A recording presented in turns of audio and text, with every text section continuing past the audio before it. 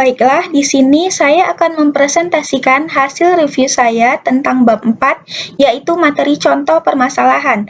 Nama saya Devi Najlasari dari kelas Matematika Dik F 2018.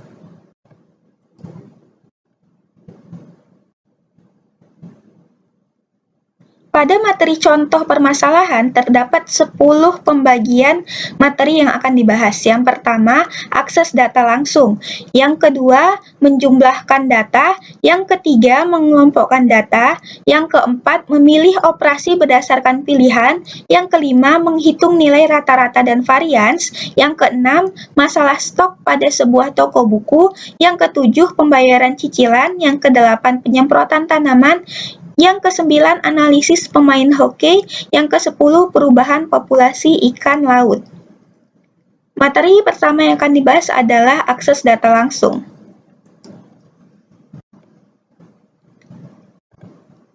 Contoh permasalahannya, seorang sekretaris memerlukan satu program sederhana yang dapat membantu dia untuk mengetahui nomor telepon seseorang dengan cepat tanpa harus membuka buku-buku agendanya. Analisis yang dilakukan, yang pertama, ketika program dijalankan, maka akan muncul permintaan untuk mengetahui satu nama.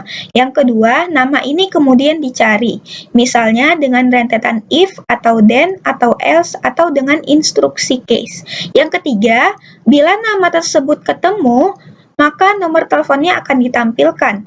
Bila nama tersebut tidak ada, maka tampil nama tersebut tidak ada. Berikut ini adalah contoh algoritma buku telepon.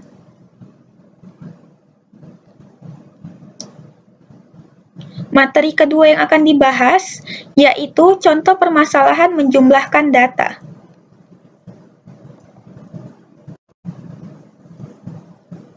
Buatlah algoritma untuk menghitung deret dengan n buah suku sebagai berikut. S sama dengan 1 dikurang 1 per 2, ditambah 1 per 4 dikurang 1 per 6, ditambah 1 per 8 dikurang 1 per 10, ditambah 1 per 12 dikurang 1 per 14, dan seterusnya.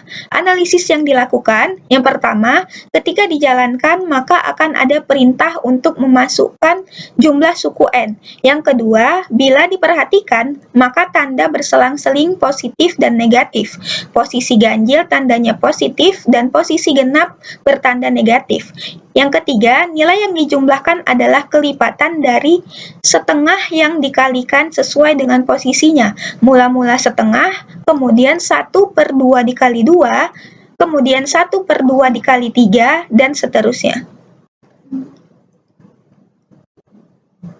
Berikut ini adalah contoh algoritma jumlah deret. Yang pertama, bagian sebelah kiri ada algoritma jumlah deret V1, yang sebelah kanan algoritma jumlah deret V2. Materi ketiga yaitu contoh permasalahan mengelompokkan data.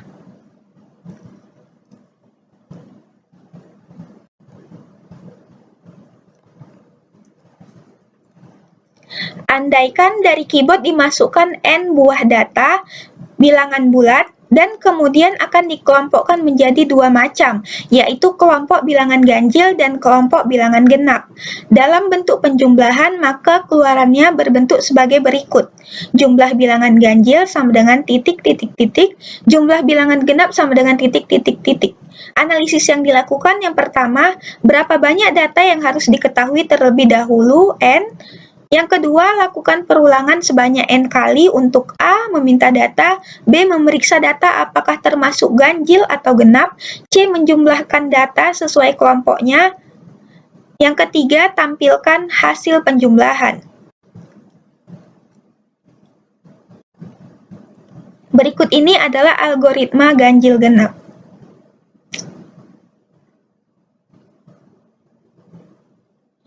Materi yang keempat, memilih operasi berdasarkan pilihan.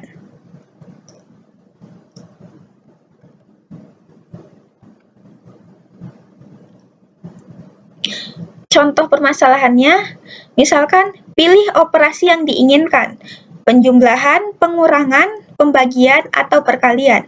Jenis operasi. Jenis operasi, masukkan angka 1, masukkan angka 2, hasil, masih mau coba dalam kurung Y atau T. Apabila jawaban untuk mencoba ulang adalah Y, maka menu operasi di atas akan dimunculkan kembali dan proses yang sama berulang hingga jawaban pengguna program adalah T. Berikut ini adalah algoritma menu program.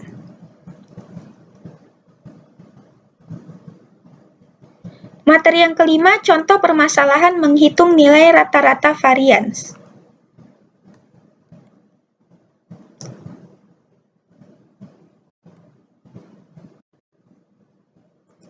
Andaikan ada N bilangan biasa yang dimasukkan lewat keyboard, maka nilai rata-rata adalah jumlah semua bilangan tersebut dibagi N.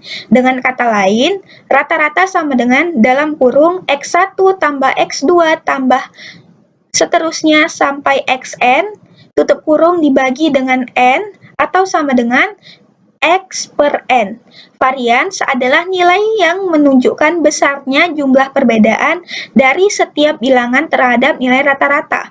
Atau dengan kata lain, varians sama dengan dalam kurung X kurang rata-rata dipangkatkan 2 dibagi dengan dalam kurung N kurang 1, atau sama dengan X pangkat 2 dikurang dalam kurung X pangkat 2 dibagi N dibagi dengan dalam kurung N kurang 1. Analisis yang dilakukan, 1. Tetapkan N. Yang kedua, lakukan perulangan mulai dari I sama dengan 1 sampai dengan N. A masukkan X, B jumlahkan X, S sama dengan S tambah X, C jumlahkan X pangkat 2, K sama dengan K tambah X pangkat 2. Yang ketiga, hitung rata-rata, S per N. Yang keempat, hitung varians, K kurang S pangkat 2 dibagi N dibagi dalam kurung N kurang 1.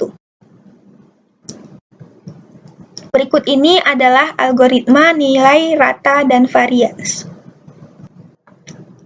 Materi yang keenam, contoh permasalahan masalah stok pada sebuah toko buku.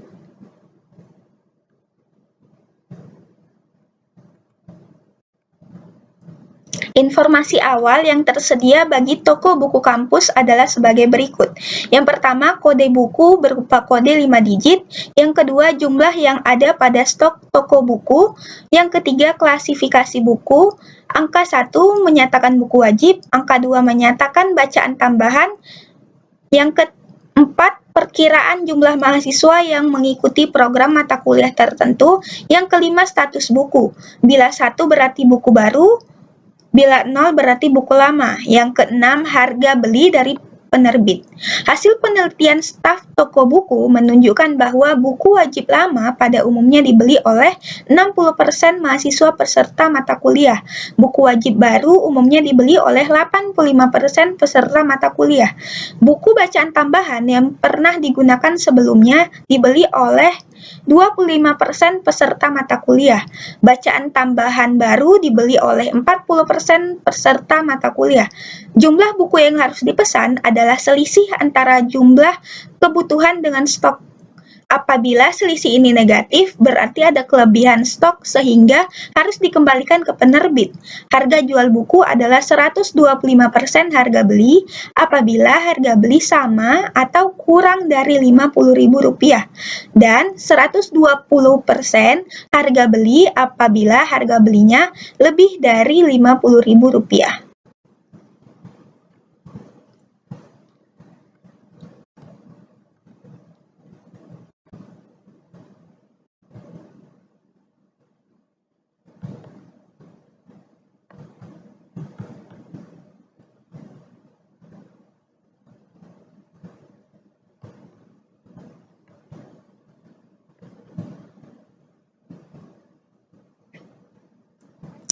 Laporan ke direktur toko buku harus menggunakan format sebagai berikut, yang dapat kita lihat bersama pada PPT.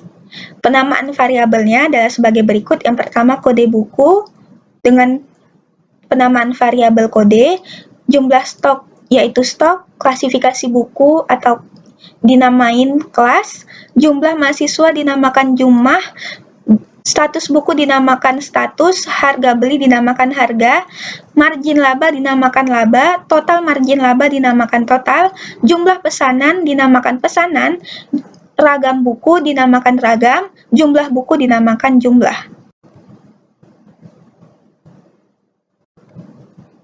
Berikut ini adalah algoritma toko buku.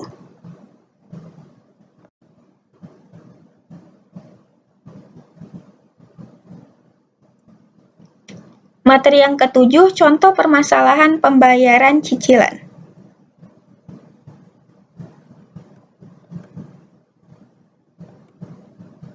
Sebuah algoritma akan disusun untuk mencetak daftar pembayaran cicilan. Variabel yang terkait antara lain yang pertama modal, total modal yang dipinjam. Yang kedua bunga, yaitu bunga pinjaman per tahun. Yang ketiga lamanya pinjaman dalam tahun. Yang keempat cicilan, yaitu cicilan per bulan. Besar cicilan dihitung berdasarkan rumus. Cicilan sama dengan modal dikali bunga dikali dalam kurung bunga tambah 1 tutup kurung pangkat N dibagi dengan bunga ditambah 1 pangkat N dikurang 1.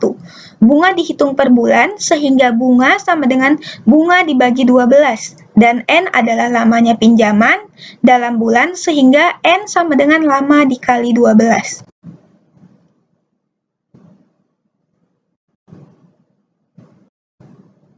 Berikut ini adalah algoritma cicilan. Materi yang ke-8 adalah contoh permasalahan penyemprotan tanaman.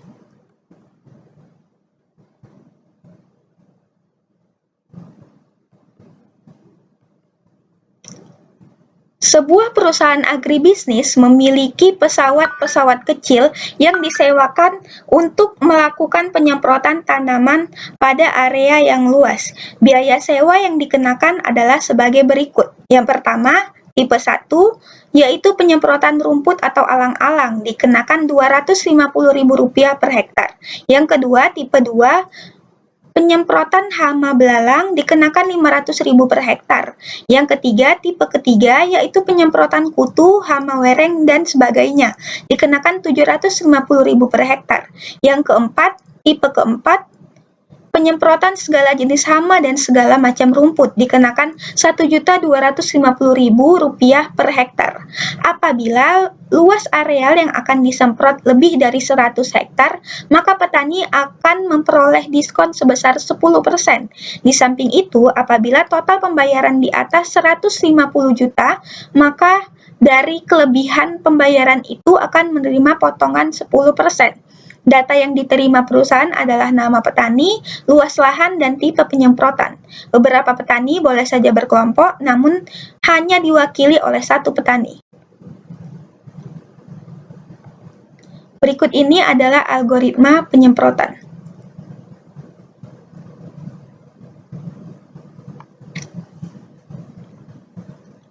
Materi yang ke-8, materi yang ke-9, contoh permasalahan analisis pemain hoki.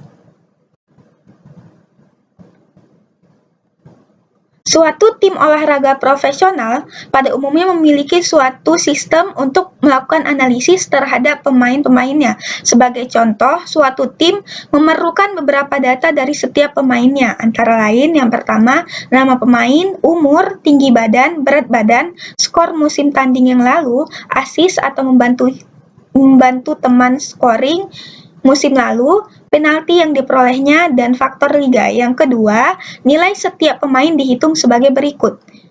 Nilai sama dengan dalam kurung, skor ditambah assist ditambah penalti dibagi 4 ditambah dalam kurung, tinggi tambah berat dibagi 5 dikurang umur, tutup kurung, dikalikan dengan faktor liga. Buatlah algoritma yang baca data 20 orang anggota tim, kemudian menghitung nilai masing-masing pemain. Buatlah daftar penilaian pemain ini, kemudian cantumkan nama pemain yang memiliki nilai tertinggi di akhir daftar. Berikut ini adalah algoritma nilai pemain berdasarkan soal pada slide sebelumnya. materi yang ke-10, contoh permasalahan perubahan populasi ikan laut.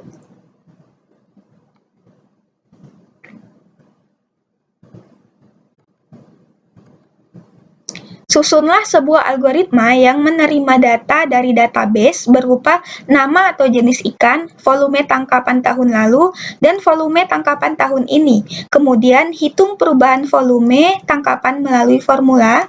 Perubahan sama dengan volume tahun ini dikurang volume tahun lalu dibagi dengan volume tahun lalu dikali 100%. Bila perubahan positif dan lebih dari 50%, beri tanda positif 2 kali yang berarti perdagangan jenis ikan ini harus diawasi, dan bila perubahan negatif lebih dari 30%, maka beri tanda seru 2 kali yang berarti perlu adanya penambahan bibit ikan jenis ini agar populasinya bisa meningkat.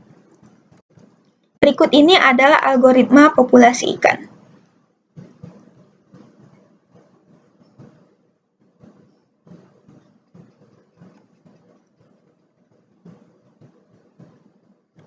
Sekian presentasi yang dapat saya bahas. Terima kasih.